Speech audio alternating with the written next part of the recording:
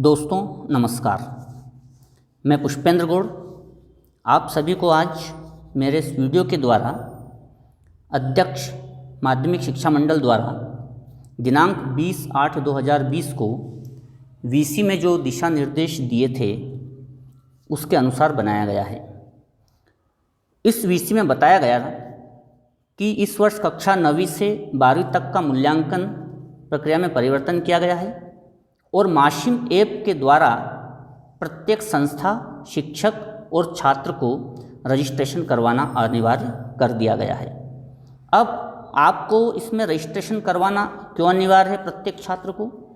तो जो भी छात्र 9वीं, 10वीं, 11वीं, 12वीं में अध्ययनरत है उसे इस ऐप पर रजिस्ट्रेशन करवाना पूर्णतः अनिवार्य है, तभी वह अपनी हर महीने होने वाले असाइनमेंट में शामिल हो पाएगा और परीक्षा दे पाएगा। इसलिए छात्रों बहुत ही सिंसियरली होकर आप इस ऐप पर तत्काल अपना रजिस्ट्रेशन करवाएं। किस तरह से इस ऐप को उपयोग में लाना है उसकी मैं पूरी जानकारी आपको बताता जाता हूं, लेकिन पहले मैं आपको बताता हूं कि इस बार की मूल्यांकन प्रक्रिया जो है वो ये है कि प्रत्येक 15 दिन में आपकी एक यूनिट पूर्ण होगी। उसके आधार पर पेपर सीधे आपके मोबाइल नंबर पर जो आप रजिस्टर करवाएंगे उस पर आएगा। उस पेपर के आधार पर आप अपना आंसर लिखेंगे, जिसमें आपको बहुविकल्पी प्रश्न कुल 30 रहेंगे। प्रत्येक प्रश्न 1 अंक का रहेगा। उसी में आपको सैद्धांतिक प्रश्न रहेंगे 10, प्रत्येक अंक 3 नंबर का रहेगा। और अनुप्रयोगात्मक प्रश्न मतलब इस प्रकार के प्रश्न जो उस अध्याय में तो नहीं हैं लेकिन उस अध्याय की विषय वस्तु के आधार पर तैयार किए जाएंगे। और वे प्रश्न आएंगे जो कि 10 क्वेश्चन होंगे 4 नंबर के। इस प्रकार 100 नंबर का टेस्ट आपका होगा, जिसके उत्तर आप लिख करके अपनी परीक्षा कॉपी स्कूल में जमा कराएंगे। शिक्षक उसका मूल्यांकन करके जो नंबर आप प्राप्त करेंगे उसे इसी ऐप के द्वारा माध्यमिक शिक्षा मंडल को भेजेंगे। हर 15 दिन में एक टेस्ट आपका अनिवार्य रूप से होगा। पूरा कोर्स 6 महीने में पूर्ण होगा। इसके आधार पर आपके कुल टेस्टों की जो संख्या है वो पूर्ण होगी और आखिरी में आपकी वार्षिक परीक्षा होगी, जिसका 30% वेटेज और टेस्ट का 70% वेटेज से आपका मूल्यांकन होगा। अब आइए हम चलते हैं कि आप किस प्रकार से इस ऐप का उपयोग करेंगे। तो साथियों सबसे पहले आप प्ले स्टोर में जाएं। प्ले स्टोर को आप ओपन करें और इसमें आप कैपिटल लेटर में लिखें MASHIM।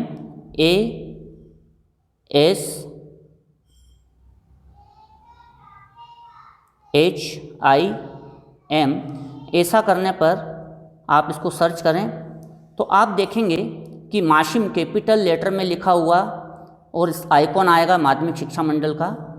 वहाँ पर जाकर के आप इसको डाउनलोड कर लें। चूँकि मैंने डाउनलोड कर रखा है इसलिए मेरे इसमें माशिम डाउनलोड दिख रहा है। और जब ये डाउनलोड हो जाए तब आप इसको ओपन करें। ओपन करने पर आपके सामने इस प्रकार की स्क्रीन आएगी। इस स्क्रीन पर आप नीचे की ओर देखेंगे एक एरो बना हुआ है, आप इस एरो को टच करें। इसका उपयोग करने से पहले आप लीड पेन लेकर के जरूर बैठें और जब आप इस ऐप का उपयोग कर रहे हैं तो पिछली कक्षा की मार्कशीट अवश्य लेकर के बैठें, जिससे कि आप जानकारी इसमें भर सकें। इसके बाद हम यहाँ पर देखते हैं कि बहुत सारे ऑप्शन हैं। विद्यालय है, विषय पाठ्यक्रम है, मॉडल प्रश्न पत्र हैं। तो इसमें मॉडल प्रश्न पत्र में आप किस तरह के प्रश्न पत्र आएंगे वो देख सकते हैं। अभी इसमें कुछ डाला नहीं गया है। बोर्ड परीक्षा परिणाम है, स्कूल की मान्यता है, सेवा शुल्क है, शैक्षणिक वीडियो हैं, मास्टर डाटा डाउनलोड है। विद्यार्थियों के काम का विद्यार्थी नामांकन आवेदन भरें, ये विद्यार्थियों के लिए दिया गया एक ऑप्शन है। इसका उपयोग आप विद्यार्थियों को करना है। तो आप जैसे इसको टच करेंगे तो विद्यार्थी नामांकन आवेदन भरें, यहाँ पर आपको इसकी जानकारी आ जाएगी। तो तो विद्यार्थी अपने घर से अपने मोबाइल में इस माशिम ऐप को डाउनलोड करके वहीं से इस नामांकन फॉर्म को भर सकते हैं। जब आप इस नामांकन फॉर्म को भरेंगे तो यह आपके विद्यालय के पास चला जाएगा और वहाँ से फिर विद्यालय इसको जांच करके आगे इसको पहुँचा देगा। लेकिन इसमें देखो नीचे की जो 3 लाइन लिखी है वो महत्वपूर्ण है। नामांकन फॉर्म में शाला विद्यालय का कोड, अंकित नाम, जन्म तिथि, कैटेगरी, जेंडर, विषय, विकलांगता आदि जानकारी का उपयोग बोर्ड परीक्षा आवेदन के लिए किया जाएगा अथवा आवेदन में समस्त जानकारी सावधानी से सही व प्रामाणिक भरें। अब आपको विद्यालय कोड पता नहीं है तो देखो यहाँ पर ऊपर सबसे पहला ऑप्शन है विद्यालय कोड। ये विद्यालय कोड मतलब आप किस संस्था के विद्यार्थी हैं। यहाँ पर जैसे आप ये खोलेंगे तो ये पेज आ जाएगा। तो सबसे पहला है जिला, आप इसको टच करेंगे तो जिलों के नाम आ जाएगा। मैं जैसे आगर मालवा ज़िला से हूँ तो मैंने आगर मालवा ज़िला चयन किया। फिर इसके नीचे ब्लॉक, तो आपके ज़िले के जितने ब्लॉक हैं केवल वही खुलेंगे। मान लो ये बड़ौद ब्लॉक है आगर का। फिर आएगा विद्यालय का प्रकार। विद्यालय का प्रकार आप प्राइवेट स्कूल के भी हो सकते हैं, शासकीय स्कूल के भी हो सकते हैं, जैसा भी आपका स्कूल है। मेरा स्कूल शासकीय है तो मैंने शासकीय विद्यालय को देखा। तो यहाँ पर नीचे आएगा विद्यालय मान्यता, इसको हमने टच किया। तो अब आपको देखना है कि आपका स्कूल कहाँ तक है। केवल 10वीं तक है तो आप 10वीं वाला ऑप्शन करेंगे। अगर आपके स्कूल में 10वीं और 12वीं दोनों संचालित होती है तो बीच वाला ऑप्शन है। और आपके स्कूल में केवल और केवल हायर सेकेंडरी संचालित होती है तो हायर सेकेंडरी मतलब 12वीं क्लास 11वीं संचालित होती है तो ये वाला ऑप्शन आप चयन करेंगे। तो आप लोगों को पता होगा कि आपका स्कूल कहाँ तक संचालित है। मेरे स्कूल में मान लो 10वीं और 12वीं दोनों संचालित है तो मैंने इस ऑप्शन को चयन किया। फिर इसके बाद अगला है मीडियम। तो आप किस मीडियम के विद्यार्थी, हिंदी मीडियम या इंग्लिश मीडियम, या हिंदी मीडियम और इंग्लिश मीडियम दोनों स्कूल हो सकता है, या उर्दू भाषा वाला स्कूल है। मेरा स्कूल हिंदी मीडियम का है। प्राइवेट स्कूल अक्सर इंग्लिश मीडियम के होते हैं लेकिन कुछ स्कूल हिंदी मीडियम के भी होते हैं। तो आप लोगों को बहुत अच्छे से पता है आपका स्कूल किस मीडियम का है। हमने हिंदी मीडियम का चयन किया और नीचे आपने सर्च में गए, थोड़ी आप प्रतीक्षा करेंगे।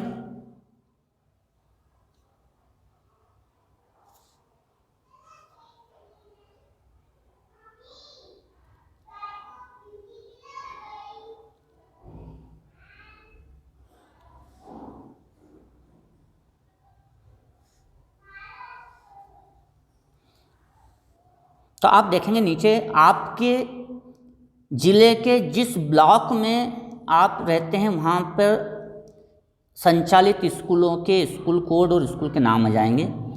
तो आप देख रहे हैं जैसे कि यहाँ पर पहले नंबर पे आगर मालवा बड़ौद, दूसरे नंबर पर है स्कूल का कोड, ये 6 अंकों का होता है। तो आप इसको नोट कर लें। अब आपको कैसे मालूम पड़ेगा, तो डाइस कोड के बाद में स्कूल का नाम है। जैसे कि यहाँ पर स्कूल का नाम है government girls higher secondary school, तो इससे स्कूल के नाम से आपको पता चल जाएगा कि आपके स्कूल का कोड कौन सा है। और फिर भी आपको कोई समस्या है तो आप अपने शिक्षक से संपर्क करके स्कूल का कोड पता कर सकते हैं और यहाँ से भी निकाल सकते हैं।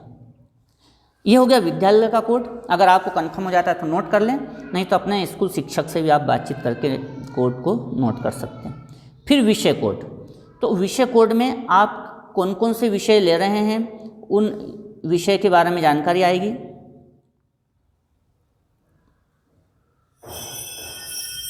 जैसे कि आप कक्षा 9th में हैं तो ये 9th को आप सर्च करेंगे तो 9th में कौन कौन से विषय हैं वो आ जाते हैं। तो अब आप में आपका कौन कौन सा, जैसे मान लो मैथमेटिक्स है तो ये विषय का नाम उर्दू, तो यहाँ से आप ये 1 2 3 4 नंबर क्रम संख्या ये नोट कर लें। या आप मान लो 11वीं कक्षा के छात्र हैं तो 11वीं कक्षा के छात्र अगर यहाँ पर खोलते हैं तो ये उनके विषय आ जाते हैं, तो यहाँ से आप पता कर सकते हैं। और अगर विषय कोड ना भी पता हो तो आगे व्यवस्था और है। अब आप आ जाएँ नामांकन आवेदन भरें। ये सबसे महत्वपूर्ण चरण है कि आप नामांकन आवेदन कैसे भरें। तो आप नामांकन आवेदन को जैसे ही खोलेंगे तो यहाँ सबसे पहले पूछेगा कि आप किस कक्षा के विद्यार्थी हैं। मान लो मुझे 11वीं कक्षा का फॉर्म भरना है तो मैंने 11वीं कक्षा को यहाँ पर लिखा। तो इस तरह की आपके सामने स्क्रीन खुल जाएगी। सबसे पहले पूछा है क्या आवेदक मध्य प्रदेश का मूल निवासी है, तो आपको पता होगा कि हाँ है तो आप हाँ कर दें, नहीं है तो नहीं करना है। इसके बाद आप अपना पहला नाम लिख दें। आपका मैंने जैसे मान लो मेरा नाम लिखा, पहला नाम पुष्पेंद्र। मध्य नाम हो तो ठीक, मेरा नहीं है, अंतिम नाम लिख दें, तो ये अंतिम नाम लिख दिया। फिर आप पुरुष या महिला, जेंडर पुरुष, महिला है तो महिला चयन करें। इसके बाद आप किस जाति में आते हैं, तो श्रेणी में आपको किस जाति में आते हैं, जैसे आप श्रेणी को क्लिक करेंगे तो यहाँ पर अनुसूचित जाति, अनुसूचित जनजाति, अन्य, पिछड़ा या सामान्य, तो जो भी जिस जाति में आते हैं उस जाति को चयन करेंगे, अपने आप भरा जाएगा। अब जन्म दिनांक। जन्म दिनांक दोस्तों बहुत ध्यान से भरना है। आप 9वीं में हैं तो 8वीं की मार्कशीट में क्या जन्म दिनांक है, 10वीं में है तो 9वीं की मार्कशीट में क्या जन्म दिनांक है, 11वीं 12वीं वाले 10वीं की मार्कशीट से अपनी जन्म दिनांक भरें। यहाँ पर ऑप्शन है, आप इसको अप डाउन करके जैसे मान लो आपकी जन्म दिनांक है 5 जुलाई, तो आप पहले 5 पर आ गए, यहाँ से आप ये जुलाई आ गए, और सन मान लो 2005-6 जो भी है, तो आप इसको अप डाउन करके आप स्क्रॉल करके सिलेक्ट कर सकते हैं। फिर नीचे ओके लिखा हुआ है, तो इस ओके कर देंगे तो आपकी जन्म तारीख आ जाएगी। अगला ऑप्शन है पिता का नाम, तो आप पिता का नाम यहाँ पर लिख दें। फिर माता का पूरा नाम, तो माता का पूरा नाम लिखें। जो 11वीं 12वीं के छात्र हैं वो 10वीं की मार्कशीट को सामने रखकर उसमें जो स्पेलिंग दी है वही लिखें, नहीं तो स्पेलिंग मिसमैच होगी और आगे समस्या आती है। तो इस तरह से आप माता का पूरा नाम लिख दें। क्या आवेदक के पिता या माता श्रमिक या संबल योजना के अंतर्गत पंजीकृत हैं, तो ध्यान रखना अगर पंजीकृत हैं तो वो उसका नंबर मांगेगा। जैसे कि मान लो मैंने लिख दिया कि हाँ है, तो यहाँ पर नीचे आएगा पंजीकृत श्रमिक माता पिता का 9 अंकों का समग्र आईडी प्रविष्ट करें। तो फिर पंजीकृत अगर हैं तो उनकी समग्र आईडी प्रविष्ट करना है, और अगर नहीं है तो आप नहीं पर ऑप्शन करेंगे तो वो नहीं आएगा। फिर अगला ऑप्शन जो है निशक्त मीन्स विकलांग बच्चों का है, तो वे बच्चे जिनके पास मेडिकल सर्टिफिकेट है और 40% से अधिक विकलांगता है तो ही लिखना है कि हाँ मैं निशक्त हूँ, वरना नहीं मैं निशक्त नहीं हूँ। फिर आवेदक का डाक का पता, अगर मकान नंबर है तो मकान नंबर लिख दें, नहीं है तो 00 लिख दें। कॉलम को ऐसे खाली नहीं छोड़ना है। कॉलोनी या मोहल्ला जो भी है, जैसे कि मैंने लिख दिया छावनी। नगर जिस शहर में गांव में आप रहते हैं वहाँ लिख दें, आप लिख दिया। इसके बाद किस ज़िले में के निवासी हैं, तो जैसे आप जिस ज़िले के उस ज़िले का चयन करें, मैंने आगर मालवा का चयन किया। इसके बाद ब्लॉक, किस विकास खंड में या ब्लॉक में आप रहते हैं उसका चयन करें, मैंने बड़ौद का चयन किया। और फिर वहाँ का पिन कोड आपको लिखना है। ये सारी जानकारी इसमें आपसे पूछी जाएगी। अब खास ये है संपर्क विवरण, यहाँ पे जो मोबाइल नंबर आपको लिखना है। तो दोस्तों आपके पास जो व्हाट्सएप जो आप उपयोग करते हैं वही मोबाइल नंबर लिखें। क्यों? क्योंकि यही मोबाइल बोर्ड के पास रजिस्टर्ड होगा जिस पर वो मासिक टेस्ट के पेपर आपके पास भेजेंगे। इसलिए मोबाइल नंबर बहुत ध्यान से डालें, और साथ ही साथ व्हाट्सएप नंबर जिस पर आप चलाते हैं वो वाला नंबर इस पर डालें। तो जनरली घर में एक ही मोबाइल होता है, तो अभिभावक के नंबर और दोनों नंबर सेम भी हो सकते हैं, नहीं तो अलग अलग भी हो सकते हैं।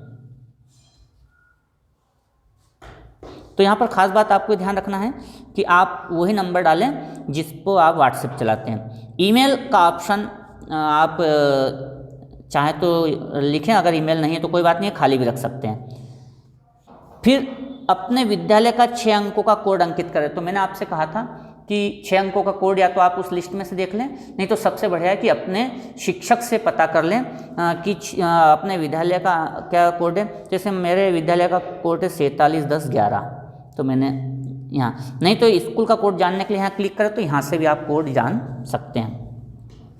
देखो यहाँ पर स्कूल का नाम भी आ जाएगा। जैसे आप कोड डालेंगे तो यहाँ पर आ गया government boys higher secondary school Barod, Agar Malwa, प्रकार शासकीय आ गया। कक्षा, अब कौन सी कक्षा के लिए आप फॉर्म डाल रहे हैं, तो आपने पहले ही लिख दिया था 11th। यहाँ पे आप माध्यम हमने पहले लिख दिया था हिंदी, तो ये आ गया है। अब परीक्षा हेतु प्रश्न पत्रों का चयन, तो इसमें प्रश्न पत्र 1 प्रथम भाषा। तो प्रथम भाषा में जो विद्यार्थी हिंदी मीडियम के होते हैं वो हिंदी स्पेशल लिखते हैं, और जो विद्यार्थी इंग्लिश मीडियम के होते हैं वो इंग्लिश स्पेशल। अब जैसे हमारा हिंदी मीडियम स्कूल है तो वहाँ पर हिंदी स्पेशल आएगा। द्वितीय भाषा जो चुनी जाती है तो वो जनरल होती है। इंग्लिश मीडियम वाले हिंदी जनरल चयन करते हैं, और हिंदी मीडियम वाले इंग्लिश जनरल चयन करते हैं। तो जैसे मेरा स्कूल हिंदी मीडियम है तो मैं इंग्लिश जनरल चयन करूँगा। फिर विषय का प्रकार चुनें। अब इसमें आपको विषय का प्रकार आ गया है ह्यूमैनिटीज़, साइंस, मैथ्स। तो जो 11th का चूँकि फॉर्म भर रहे हैं उस हिसाब से पेपर या ओपन हुए हैं। तो जैसे कि साइंस मैथ्स, तो साइंस के साथ जिसका मैथ्स है वो उसका चयन करेगा, कॉमर्स वाला कॉमर्स को चयन करेगा, एग्रीकल्चर वाला एग्रीकल्चर को। तो मैंने यहाँ पर साइंस मैथ्स का चयन किया, तो ये साइंस मैथ्स। अब ये मैथमेटिक्स के, फिजिक्स के, इनके पेपर के ऑटोमेटिक नंबर आ गए हैं, इसलिए आपको पहले भी मैंने कहा था कि ज़्यादा देखने की ज़रूरत नहीं, आगे भी मिल जाएंगे। अतिरिक्त विषय अगर आपका कोई सा हो, जैसे कुछ लोग मैथ्स के साथ बायो भी ले लेते हैं या कोई फिजिकल एजुकेशन ले लेते हैं, कोई बायो के साथ मैथ्स एक्स्ट्रा ले लेता है, तो यहाँ से आप चुन सकते हैं, और अगर नहीं हो तो उसको खाली रहने दें। फिर क्या आवेदक ने अर्हकारी परीक्षा किसी अन्य बोर्ड या राज्य से पास की थी? तो यहाँ पर क्या है कि कोई बच्चे किसी दूसरे बोर्ड से, CBSE बोर्ड से या तो MP बोर्ड में आते हैं, या राजस्थान बोर्ड से MP बोर्ड में आते हैं। तो ऐसी अगर स्थिति हो तो यहाँ पर बताना है कि 10वीं मान लो राजस्थान बोर्ड से पास की है और फिर MP बोर्ड में 11वीं में एडमिशन ले रहे हैं, तो आप हाँ लिखेंगे। लेकिन अगर आपने बोर्ड परिवर्तन नहीं किया तो आप नहीं लिखें और आप आ जाएँ आगे। अब यहाँ पर आपको फ़ोटो खींचना है अपना। तो फ़ोटो खींचने के लिए आप यहाँ पर कैमरा दिया है, इसको जैसे ही क्लिक करेंगे तो ये आपका कैमरा ओपन हो जाएगा। सेल्फी वाला आपको उपयोग करना है, और नीचे ऑप्शन आ जाएगा इसको ओके करने का। तो आप जैसे फ़ोटो खींचेंगे तो देखिए नीचे ओके आ गया है। लेकिन अगर बाय द वे अगर आपका फ़ोटो सही नहीं आया तो आप फिर से रीट्राई कर सकते हैं। लेकिन अगर आपका फ़ोटो सही आ गया है, फ़ोटो खींचते वक्त ध्यान रखना है कि आपके दोनों कान दिखना चाहिए और बिल्कुल सामने से फ़ोटो आना चाहिए। अगर मान लो सही फ़ोटो आ गया है तो आप ओके कर दें, तो ये सीधा फ़ोटो आपका यहाँ पर आ जाएगा। अब इसके बाद नीचे देखें आप, दो ऑप्शन आ रहे हैं, पीछे और समीक्षा। तो आप समीक्षा वाले को ओपन करेंगे तो यहाँ पर आएगा कि मध्य प्रदेश माध्यमिक शिक्षा मंडल में नामांकन हेतु आवेदन में मेरे द्वारा अंकित नाम, पिता का नाम, जन्म दिनांक, जेंडर, कैटेगरी, परीक्षा हेतु चयनित विषय, मोबाइल नंबर एवं समस्त जानकारी पूर्ण व त्रुटिहीन है। तो इसके लिए आपने एक तरह से शपथ पत्र दिया है। इसके बाद आवेदन संबंधित स्कूल को अग्रेषित करें। आप यहाँ से जैसे ही अपना आवेदन को ओके करेंगे तो संबंधित संस्था को चला जाएगा, संस्था इसको वेरीफाई करके बोर्ड को पहुंचा देगी। लेकिन छात्रों का काम यहीं तक है, इसके आगे का काम संस्था का है। तो दोस्तों, मैंने आपको इस ऐप का उपयोग करना समझाया है, तो आप भली भांति पहले इस वीडियो को देख लें। वीडियो को देखने के बाद जब आप फॉर्म भरें तब आप इस बात का ध्यान रखना कि एक तो पूर्व क्लास की मार्कशीट ज़रूर अपने साथ रखें ताकि आपको फॉर्म भरने में दिक्कत नहीं हो, और एक लीड पेन के साथ ही अपने स्कूल शिक्षक से स्कूल का कोड ज़रूर पता कर लें, और उसके बाद इस फॉर्म को भरें तो आप आसानी से फॉर्म को भर पाएंगे। आगे अगर कोई भी परिवर्तन होता है तो मैं मेरे चैनल गणित की चौपाल के माध्यम से आपको और जानकारी या जो परिवर्तन हुए वो या परीक्षा से संबंधित जानकारियाँ देता रहूँगा। इसलिए आप मेरी चैनल गणित की चौपाल को सब्सक्राइब करें ताकि मेरे इससे संबंधित आने वाले वीडियो भी आपको प्राप्त हो जाएं।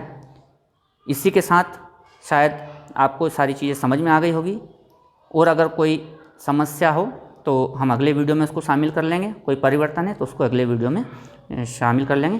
तब तक के लिए जय हिंद, जय भारत।